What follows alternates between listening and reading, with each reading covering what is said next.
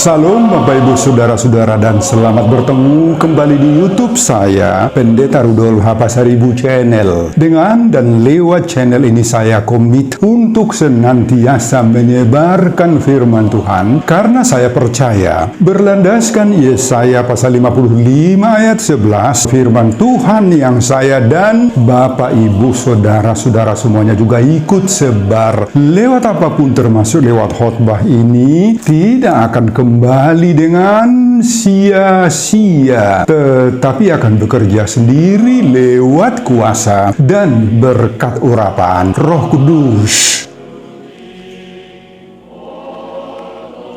Mari Bapak Ibu, Saudara-saudara semuanya saya ajak membantu saya menyebarkan firman Tuhan khotbah di ibadah Minggu ke-9 sesudah Trinitatis 2 Agustus 2026. Terambil dari kitab Yosua pasal 21 ayat 43 sampai 45 dan epistel dari 2 Korintus pasal 1 ayat 15 sampai 24. Diikat oleh topik atau tema semua janji Tuhan dipenuhi. Dalam bahasa Batak Toba dituliskan Saina saut do napinar bagani Jehovah. Sebaca untuk kita, simaklah pembacaan firman Tuhan berikut ini. Judul perikop Yosua pasal 21 ayat 43 sampai 45 ini, keamanan di negeri yang dijanjikan. Jadi seluruh negeri itu diberikan Tuhan kepada orang Israel, yakni negeri yang dijanjikannya dengan bersumpah untuk diberikan kepada nenek moyang mereka. Mereka menduduki negeri itu dan menetap di sana, dan Tuhan mengaruniakan kepada mereka keamanan ke segala penjuru, tepat seperti yang dijanjikannya dengan bersumpah kepada nenek moyang mereka. Tidak ada seorang pun dari semua musuhnya yang tahan berdiri menghadapi mereka. Semua musuhnya diserahkan Tuhan kepada mereka. Dari segala yang baik yang dijanjikan Tuhan kepada kaum Israel, tidak ada yang tidak dipenuhi. Semuanya terpenuhi.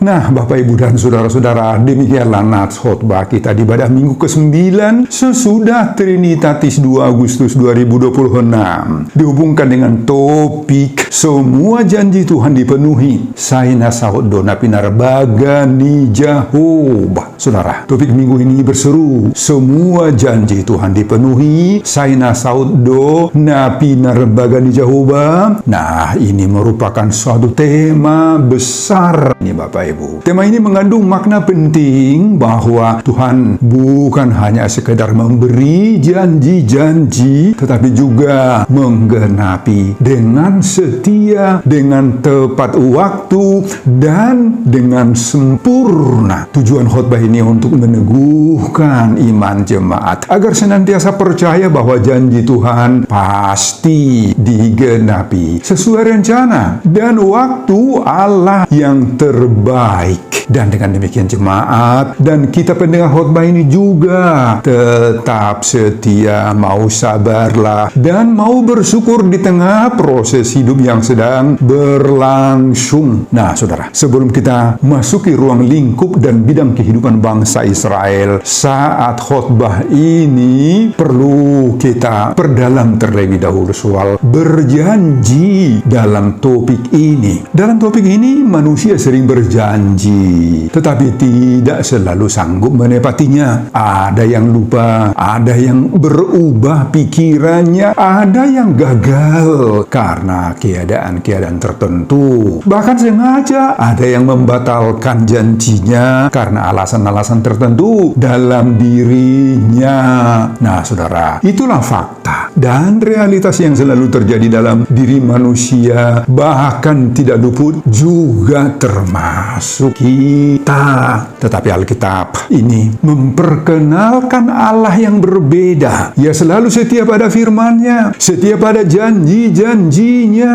Nah, saudara, Yosua pasal 21 ayat 43 sampai 45 menjadi kesaksian indah tanda bahwa semua janji-janji Tuhan kepada Israel digenapi satu persatu. Nah, saudara, di akhir perjalanan panjang bangsa Israel, Yosua mengatakan bahwa apa yang Tuhan janjikan tidak satu pun itu akan gagal.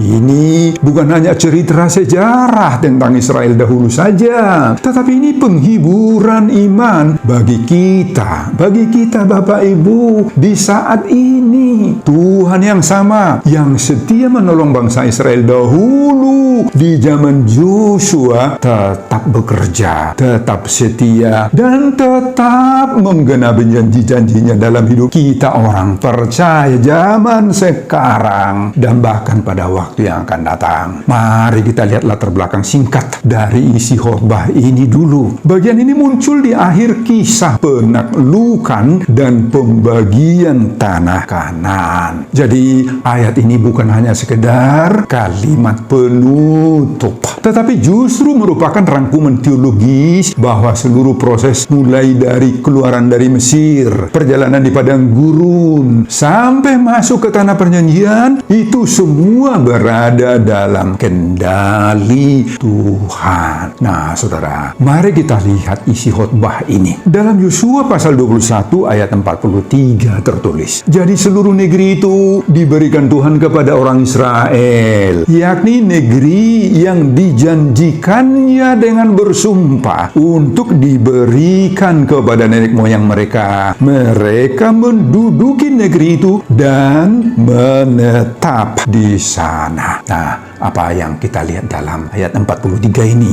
Makna dari ayat 43 ini, Allah menepati janji yang diberikan kepada Abraham, Ishak, dan Yakub. Itu bisa kita baca Kejadian 12 ayat 7, pasal 26 ayat 3, pasal 28 ayat 13. Pesan utama dari Tuhan di sini, pemilikan tanah bukan hasil kekuatan Israel, melainkan itu adalah anugerah, si lehon-lehon pemberian daripada Allah sendiri. Dan ini harus kita aplikasikan ini dalam hidup kita sekarang. Hidup kita juga adalah bukti janji Allah yang digenapi. Segala berkat yang kita miliki itu, Bapak Ibu, adalah pemberian Tuhan, bukan semata-mata atas usaha kehebatan kita sendiri.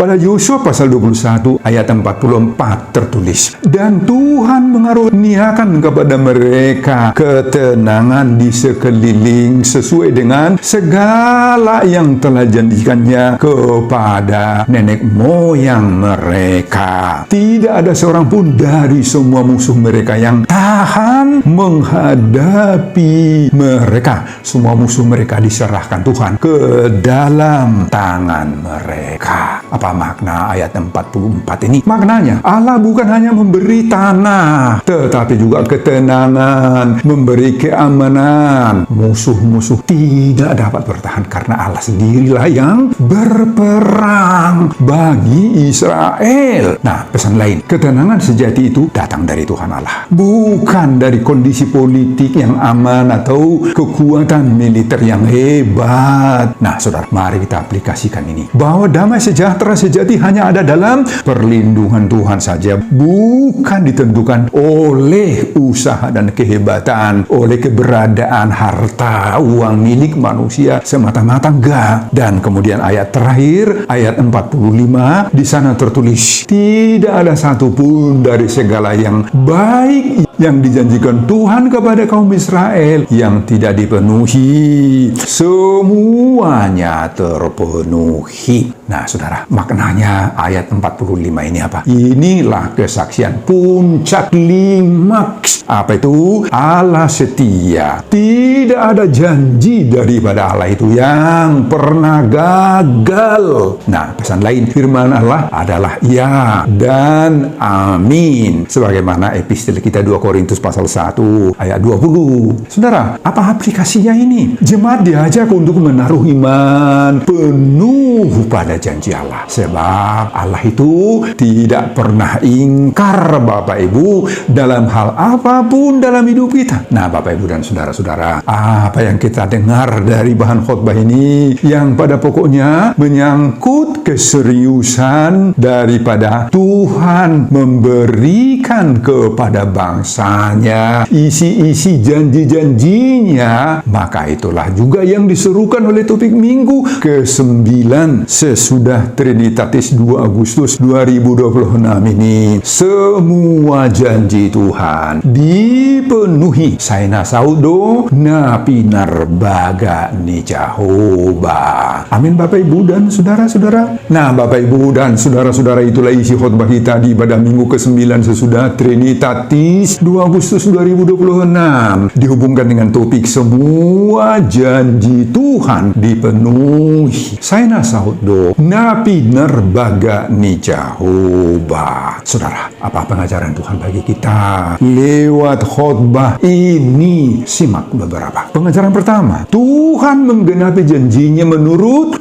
waktu Tuhan sendiri. Ayat 43a. Saudara, ayat 43a ditulis, demikianlah Tuhan memberikan kepada orang Israel seluruh negeri yang dijanjikannya dengan sumpah kepada nenek moyang mereka. Saudara, kita masih ingat bahwa janji itu diberikan pertama sekali kepada Abraham sebagaimana dalam Kejadian pasal 12 ayat 7 toh. Kita ingat itu. Kemudian diperbaharui lagi kepada Ishak, kepada Yakub, lalu digenapilah pada zaman Yosua sebagaimana dalam khotbah kita saat ini. Ini menunjukkan bahwa penggenapan janji memerlukan waktu yang panjang itu Bapak Ibu, tetapi Tuhan tidak pernah melupakan janjinya meskipun memerlukan waktu yang panjang. Bangsa Israel harus dan telah menunggu cukup lama untuk melewati padang gurun, juga peperangan, dan juga dalam proses yang panjang lainnya. Namun pada akhirnya Tuhan benar-benar menyerahkan negeri itu kepada mereka toh. Penantian adalah bagian dari proses pembentukan iman. Ingat itu Bapak Ibu, penantian adalah proses, bagian dari proses pembentukan iman itu. Tetapi apa yang Tuhan janjikan tidak pernah sia-sia. Dalam proses penantian itulah iman kita dibentuk, semakin diperkaya, semakin diperkuat. Nah saudara, apa aplikasi atau penerapan khotbah ini bagi kita? Terkadang atau sering sekali kita merasa bahwa janji-janji Tuhan itu memang terlalu lama digenapi toh. Itu sering sekali kita rasakan. Jangan putus asa Bapak Ibu ketika doa-doamu belum dijawab oleh Tuhan. Tetaplah setia meskipun belum melihat hasilnya. Percayalah bahwa Tuhan bekerja menurut kalendernya Tuhan sendiri, bukan kalender saudara, bukan kalender saya, bukan kalender kita, bukan. Nah, ilustrasi singkat seperti seorang ayah yang berjanji memberikan hadiah kepada anaknya pada waktu yang tepat. Nah, waktu yang tepat di sini ditentukan oleh ayahnya sendiri toh. Anaknya tinggal menunggu saja. Anak itu mungkin tidak langsung mengerti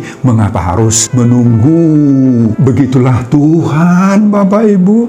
Tetapi saat hadiah itu datang, anak itu sadar bahwa ayahnya memang tidak lupa atas janji-janjinya itu, hadiahnya dia nikmati. Nah, begitulah juga Tuhan Bapak Ibu. Ketika Tuhan belum merealisasikan janjinya, itu bukan penolakan. Sekali lagi bukan penolakan. Kita perlu menanti. Penantian bukan penolakan Tuhan, melainkan bagian dari penggenapan Tuhan sendiri. Nah, saudara, seperti itulah Tuhan. Apa? Semua janji Tuhan dipenuhi. Saina saudo na pinarbagani Jehovah. Sebagaimana seruan topik minggu ke-9 sesudah Trinitatis 2 Agustus 2026. Amin Bapak Ibu dan saudara-saudara. Pengajaran kedua, Tuhan memimpin hidup kita sampai pada kemenangan. Ayat 43b.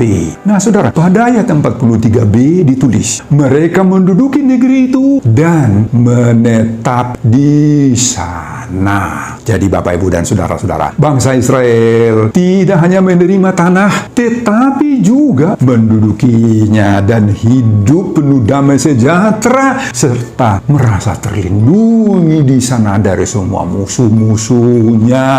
Nah, para musuh-musuh Israel saat itu tidak dapat bertahan karena Allah sendiri yang berperang. Ingat itu Bapak, Ibu, Keluaran pasal 14 ayat 14. Jauh ba marporang humoko pamu asal hohom hamu, katanya di sana. Jadi seperti seorang anak yang merasa aman karena ayahnya selalu menjaganya. Nah, demikianlah orang Israel, demikianlah kita, demikianlah saya, demikianlah Bapak, Ibu, dan saudara-saudara aman. Karena apa? Karena Allah melindungi kita. Nah, saudara, kehidupan iman seringkali bukan hanya soal mendapatkan sesuatu, tetapi juga soal bertahan di dalam sesuatu. Kata bertahan dalam sesuatu ini, Bapak, Ibu, mengandung arti kita harus sanggup menghadapi berbagai-bagai pergumulan, ancaman, musuh-musuh dengan berbagai-bagai perjuangan iman. Kita harus mampu ikut berjuang di dalamnya. Inilah hidup yang kita butuhkan, itu hidup bertahan di dalamnya. Sebab lewat semua pertahanan hidup itu,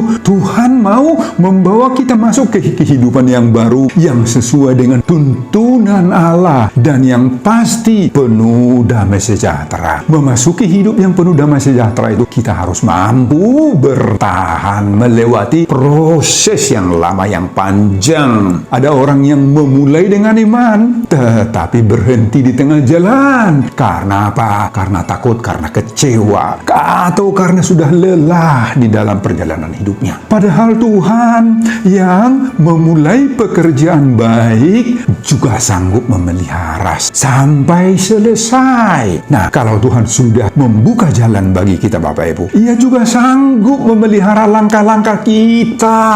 Oleh karena itu, jangan putus asa. Unang madele, unang stop di tengah jalan. Ilustrasi lain, seperti seorang pemandu gunung yang bukan hanya menunjukkan jalan ke puncak tetapi juga ikut dia berjalan menaiki gunung ini, menemani sampai kembali dari gunung ke bawah lagi dengan selamat. Nah, demikianlah gambaran kehadiran Tuhan di dalam perjalanan hidup kita, yang menaiki bukit-bukit terjal kehidupan ini, juga kehidupan yang berbatu-batu, banyak tantangan, banyak permasalahan. Dia atau Allah itu tidak hanya menemani kita di saat memulai perjalanan dari bawah, tetapi di saat kita juga sedang mendakinya, sedang menjalani jalan-jalan buntunya, sedang menjalani batu-batuan terjal. Ia juga memimpin sampai kita turun, sampai berakhir perjalanan hidup kita. Nah, saudara, dalam perjalanan hidup kita yang panjang saat ini, kita diajak percaya bahwa damai sejahtera hanya datang dari Tuhan, bukan datang dari kondisi dunia. Dan kita yakin semua janji Tuhan dipenuhi. Saina sahud dona pinarbaga ni jahoba lewat diri kita, lewat proses perjalanan hidup kita, sebagaimana seruan topik minggu ke-9 sesudah Trinitas 2 Agustus 2026. Amin, Bapak, Ibu, dan saudara-saudara. Pengajaran ketiga, Tuhan memberikan keamanan dan damai sejahtera. Ayat 44. Nah, pada ayat 44 ditulis di situ, Tuhan menganugerahkan kepada mereka keamanan ke segala penjuru, tepat seperti yang dijanjikannya dengan bersumpah kepada nenek moyang mereka. Nah, saudara, artinya itu apa? Berkat Tuhan bukan hanya pemberian wilayah atau daerah atau kemenangan secara politis, mengalahkan berbagai bangsa, tetapi juga memberi kita damai sejahtera, sukacita, dan perlindungan. Ini sangat penting kita pahami, karena seringkali manusia berpikir bahwa berkat terbesar adalah memiliki sesuatu yang hebat-hebat. Namun firman Tuhan hari ini menunjukkan bagi kita bahwa berkat yang lebih dalam adalah ketika Tuhan memberi kita apa? Damai, ketenangan di tengah-tengah kondisi yang tidak pasti. Nah, saudara, Israel tidak bebas dari ancaman, pergumulan, dan berbagai-bagai tantangan yang begitu hebat. Tetapi mereka mengalami pemeliharaan Tuhan, sehingga musuh-musuh mereka tidak mampu mengalahkan mereka. Kemenangan mereka berasal dari Tuhan, bukan dari kekuatan kehebatan mereka sendiri. Bukan. Apa penerapan atau aplikasi dari ayat 44 ini bagi hidup kita saat ini, Bapak Ibu? Banyak orang hari ini hidup dalam kekhawatiran. Walau punya banyak hal, punya materi, punya uang, punya harta, tetapi terbukti bahwa keamanan sejati bukan di sana letaknya. Bukan berasal dari banyaknya uang yang kita miliki. Bukan karena tingginya hebatnya jabatan yang kita sandang atau situasi kondisi hidup yang stabil lah maka kita ada damai. Belum tentu. Keamanan sejati berasal dari hadirat Tuhan yang menjaga hidup kita ini. Ilustrasi seperti anak kecil yang bisa tidur nyenyak. Kenapa? Saat berada dalam dekapan ibunya. Meski di luar sana ada banyak suara-suara bising mengganggu. Jadi damai sejahtera itu datang bukan karena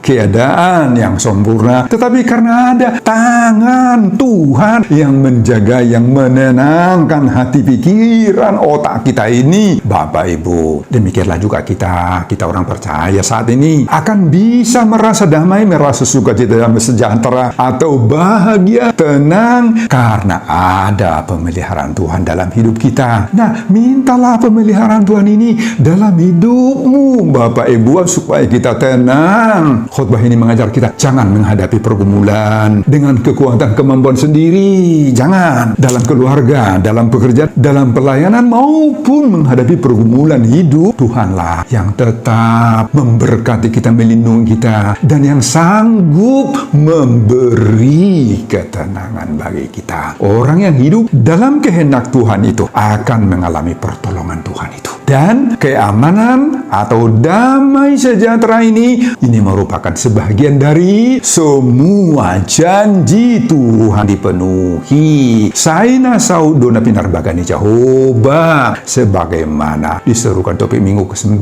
sesudah Trinitatis 2 Agustus 2026. Amin Bapak Ibu dan saudara-saudara. Pengejaran keempat, tidak satupun janji Tuhan itu gagal. Ayat 45. Nah saudara, ayat 45 inilah yang menjadi inti utama dari seluruh nats ini. Di sana ditulis, dari segala yang baik yang dijanjikan Tuhan, tidak ada yang gagal. Saudara, ini adalah pernyataan yang sangat kuat. Yosua bersaksi bahwa setiap janji Tuhan telah digenapi. Tidak ada yang kurang, tidak ada yang terlambat, tidak ada yang apalagi gagal. Ini menunjukkan bahwa karakter Allah adalah setia. Karakter Allah adalah setia. Ia tidak berbohong, ia tidak berubah, dan tidak pernah lupa. Apa yang keluar dari mulut Tuhan itu pasti terjadi pada waktunya Tuhan sendiri. Sekali lagi, waktunya Tuhan sendiri. Nah, saudara, aplikasinya bagi kita dalam jemaat masa kini, kita jemaat Bapak Ibu dan saudara-saudara harus belajar hidup dengan iman yang teguh kepada firman Tuhan. Bila Tuhan sudah berjanji, kita boleh percaya walaupun belum melihat. Bila Tuhan belum menggenapinya sekarang, kita tetap menunggu dengan setia. Karena janji Allah itu pasti sampai kepada kita pada waktunya.